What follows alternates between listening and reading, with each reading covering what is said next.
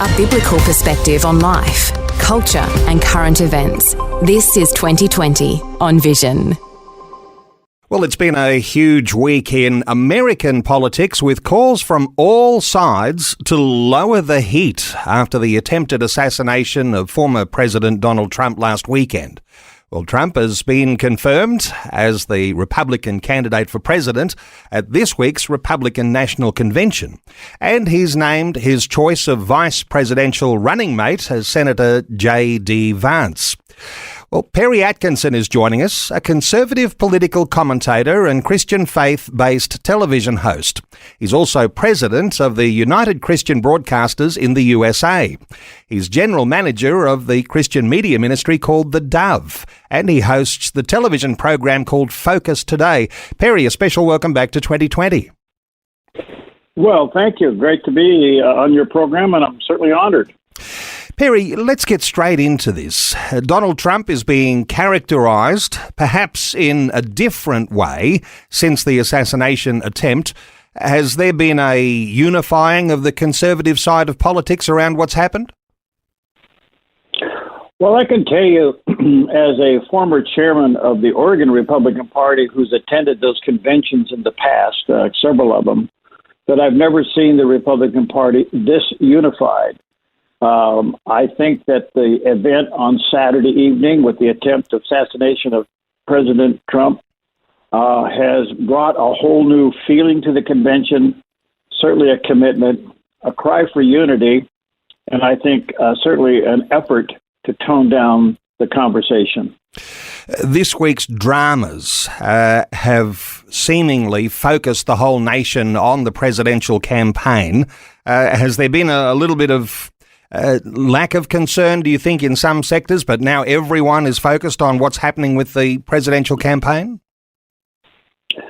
Well, it certainly is front and center of everybody's mind, not only the presidential race, which is still off until November 5th, but the assassination of President Trump has heightened everybody. I mean, everybody in America is paying attention to this, and everybody, I think, for the most part, is interested and certainly tuning into the convention on television, watching the various speeches. I would say that for a while there was a little bit of a tone down in some of the rhetoric, but on the media side, especially on the liberal media side, it's starting to pick back up again. So whatever calm they wanted was shortly lived.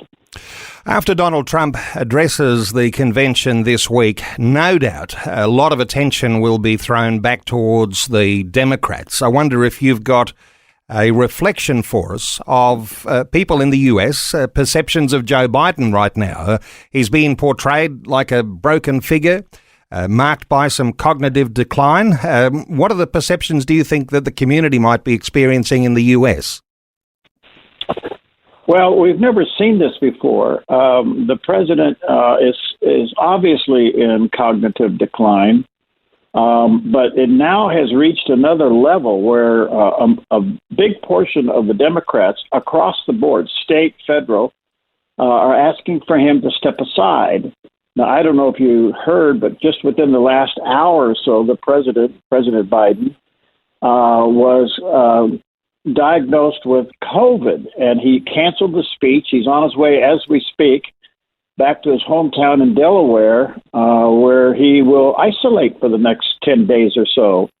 But for the most part, with all my political experience, I have never seen the call from within the Democratic Party for him to step out of the campaign. So what could happen is that he remains president, but he no longer remains the candidate. That's yet to play out, but going into the Democratic convention in Chicago in August doesn't look good for him. There might be support for Donald Trump increasing, but then support for Joe Biden may not be decreasing. Perhaps there's a lot of focus that needs to come on swinging voters.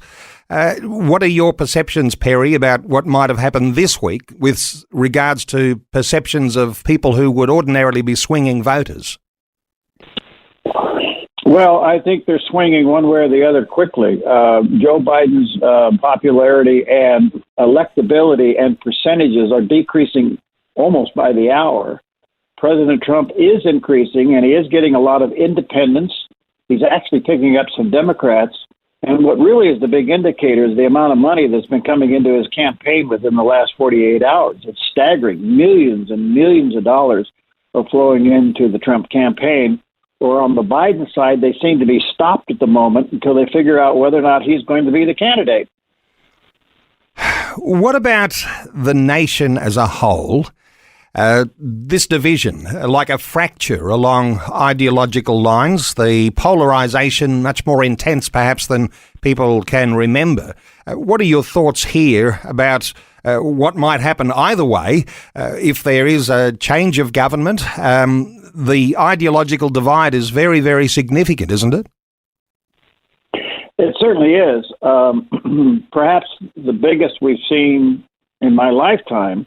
It's very polarized. And but I think with the attempt of assassination on President Trump, I'm beginning to sense a feel that no matter who wins or who loses, we need to pull together as a nation. We can agree to disagree agreeably, but it's going to take a while for that to calm down. And but I don't know if there will be any kind of an unrest from the losing party or not. I guess we'll have to wait and see if that happens. Let me ask you about whether the danger has passed since the assassination attempt at the weekend. Some might be thinking that even a possibility of more attempts, perhaps even from both sides. Any thoughts here around dangers? And it might not only be presidential candidates, but could be candidates on all different levels. Well, that certainly is a concern. The only thing I can think of at the moment is that security across the board has increased.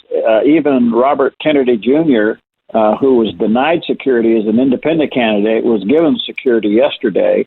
So security is starting to rise. The problem we have in America right now is who can we trust? The breach in the security during the Trump rally on Saturday is so significant, so outrageous, that we're having a hard time believing that it wasn't intentional. So I would say, to answer your question, everybody's concerned about security. Everybody is on a fever pitch on security. I think that's a good thing. The only concern we have now is the open borders and the potential terrorist threat coming across the border that could work its way into these campaigns. So conspiracy theories are fueled because of perhaps some lapses in the security. Let me ask you about the Trump and his yet to address the Republican National Convention. I wonder if you've got any thoughts, any anticipation, because we're told that he's likely to have changed his speech completely to what has been prepared before. What are you anticipating from his speech? And I think this is set to be delivered tomorrow. Yes, Vance Day, Senator Vance is expected to give his speech tonight, so we'll see how that turns out. It's pretty well known that President Trump has scratched the speech that he originally prepared for the convention and has been working on another one. But I think the real thing that we're trying to determine, the first night that President Trump attended the convention, which was Monday night, of course, when he stepped onto the floor, the place erupted with, support and applause. But I have to tell you, and it's pretty well known now, the look on President Trump's face was a look we have never seen before.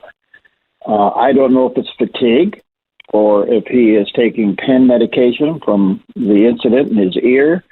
But I think the overall tone is he's been changed deeply as a result of what happened Saturday night. And I think that we're going to hear perhaps a tone in his speech that we've never heard before. You mentioned J.D. Vance is going to be addressing that convention tonight, your time. There appears to be a solid Christian alignment in things that I've been hearing. Have you got any perceptions around faith for the vice presidential candidate? Well, we know that he converted to Catholicism several years ago. He seems to be a solid, committed Catholic. I'm hoping that certainly spills over into the social issues, especially for the sanctity of human life. And that's all we know at the moment. His credentials are absolutely amazing for his age. And some have said he's almost overqualified to be vice president, if there is such a line for that. But people are pretty excited about the ticket.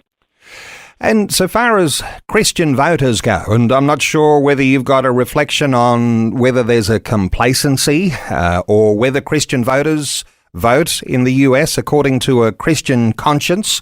Any thoughts here around what all of the significant events of this past week might have on a Christian voting bloc or a Christian voting set of constituents? Well, that's a great question. And yes, we are very concerned about that. Let me just speak from the state of Oregon, where I am, and formerly as chairman of the Republican Party, and our son, who served in the Oregon legislature for 14 years. We had one of the lowest turnouts in our primary ever, 39% turnout for the statewide. When we began to do the numbers on that, we figured out that close to 800,000 Christians did not vote in the primary. Now, nationally, those numbers are a little better, and there is strong effort by Christian media across the country, radio, television, digital, podcast, everything that would be from a faith-based media position is certainly encouraging the Christians to register and to vote in the general. And I think there'll be a strong turnout by November 5th. Well, Perry, I want to thank you so much for taking some time to share these thoughts with listeners today, and hopefully we'll get another opportunity in the next little while to be able to talk to you a little bit more deeply. You're an active conservative advocate, a former chairman of the Oregon Republican Party, 3 times candidate for the Congress, and your son, a former state senator in the US state of Oregon. And for listeners, I did mention that Perry Atkinson is general manager of the Christian media ministry called The Dove. And you might like to check out what The Dove sounds like, our UCB affiliate in the United States. You can do that at thedove.us, thedove.us. Perry Atkinson, thank you so much for taking some time to share these thoughts with listeners today here in Australia on 2020. Thank you so much. God bless you all. Thanks for taking time to listen to this audio on demand from Vision Christian Media. To find out more about us, go to vision.org.au.